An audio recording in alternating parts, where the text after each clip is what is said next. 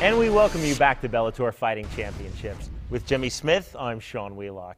You know, with so much talk about Bellator's recent signing of Roger Huerta, it's important to remember that Bellator already has a 155-pound champion. Jimmy, a very good 155-pound champion, Eddie Alvarez. No, Eddie Alvarez is an outstanding athlete. He's one of the most exciting fighters in MMA, incredible boxing, and a solid submission game that he's constantly improving. But more than that, he is extremely aggressive, never takes a backward step in a fight. If you haven't seen him before, you don't know what you're missing. And as you're about to see, Eddie Alvarez has a well-rounded game, in part because he has a very well-rounded life. I always, as a child, was fighting growing up. When other kids were playing stickball or playing hockey, where I lived, we'd get some boxing gloves out and we would box each other and fight. And in the beginning, it was just a hobby. I fought for free. Now it's grown into something a lot greater. I'm able to make a career out of it, and I'm able to support my family doing it. My wife is the most supportive and best lady you could ever have in the sport that I do. It's a team effort with me and her. Fighting and family, that's all I give a shit about. I don't care about anything else.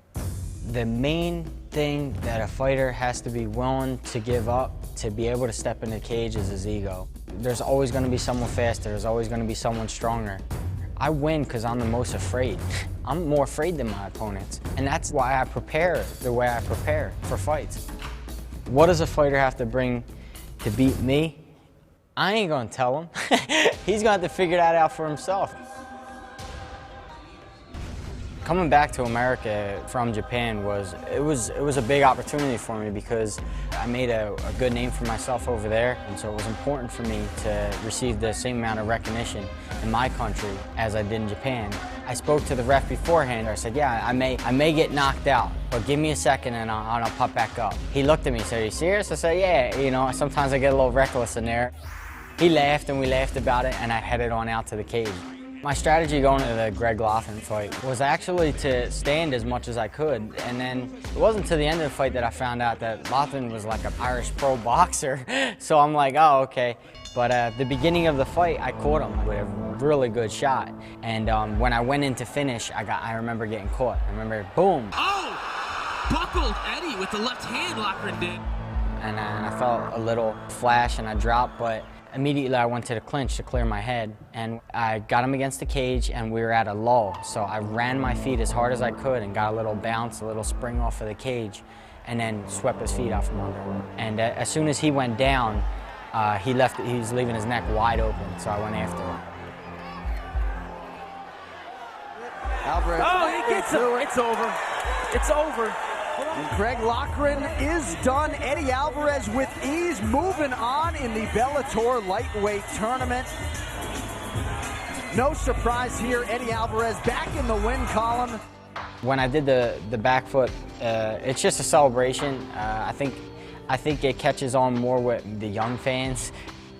I have a whole lot of confidence in myself that if I was to exchange and we trade punches, that I'll come on top, no matter if I'm getting tagged or not. So that's just a strong belief I have, and with that mentality, I can finish a lot of my opponents.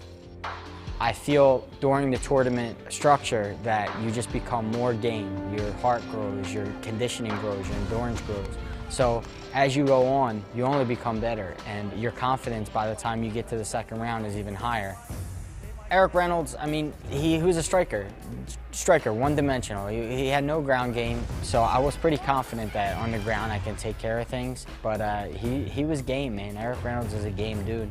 He could take a beating and keep coming. Look at the heavy hands from Alvarez from the top there. Nice right hand, connects flush. I inflicted a lot of damage in that first round with takedowns and punches and submissions, and he was ready for it all. So at the end of the second round, I was able to get in dominant position and get to the side choke, which I finished a lot of guys with it. So I got there and I'm thinking, okay, it's over. Just sink your hips down and finish it out.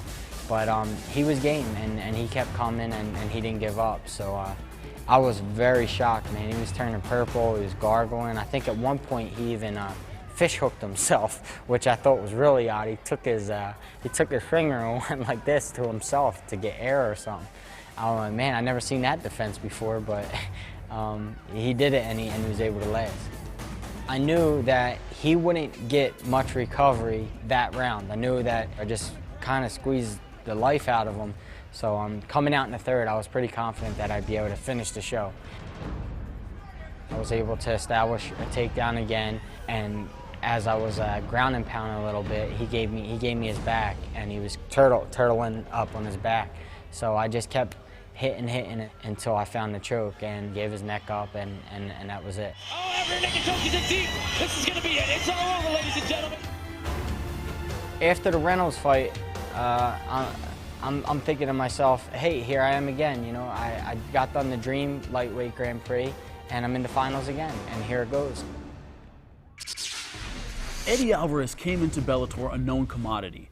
But what's great about Bellator's tournament format is that it gives all 8 fighters the same chance to become a champion. So on one hand, you have an experienced guy like Roger Huerta, but to advance to the finals, he has to get through young, hungry talent like Canadian Mike Ricci. Mike Ricci has some really impressive training partners in Montreal, most notably George St. Pierre. Sparring with world-class MMA fighters has given Ricci the confidence that he believes will lead him to victory in this season's Bellator lightweight tournament. Fear is a part of everybody's vocabulary.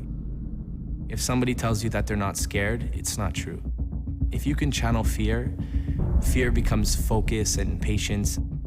It really can actually help you. This is going to be a long, grueling tournament. You need the perfect strategy. You have to be mentally prepared to be in a war. Sparring with George St. Pierre has given me a great amount of confidence. Sparring with other guys like Rashad Evans or Kenny Florian, these guys are just at another level. If you don't become a good fighter and step up, you're just gonna get crushed every day. When I go into my fights after sparring with these guys, everything just seems to be moving a lot slower. I'm a very competitive person, I always have been. In the schoolyard, I always wanted to race against other kids. MMA, it's the ultimate form of competition. It's one-on-one, there's no teammate to pass the ball to. That's why I really just love to compete. If you want to get to the highest level, I think you have to dedicate your entire life and all your time to the sport. I will never break rules in the cage to win a fight. Within those boundaries, I'll go as far as I have to go to win. I will train as hard as I have to. I'm very motivated to stay undefeated, to keep winning, and to become one of the best fighters in the world. When we return, we'll meet another fighter in Season 2's lightweight tournament, French Olympian Farid Kader. And we'll see how Eddie Alvarez became world lightweight champion in Bellator's Season 1 155-pound final. Eddie Alvarez is the champion of the world. You're watching Bellator Fighting Championships.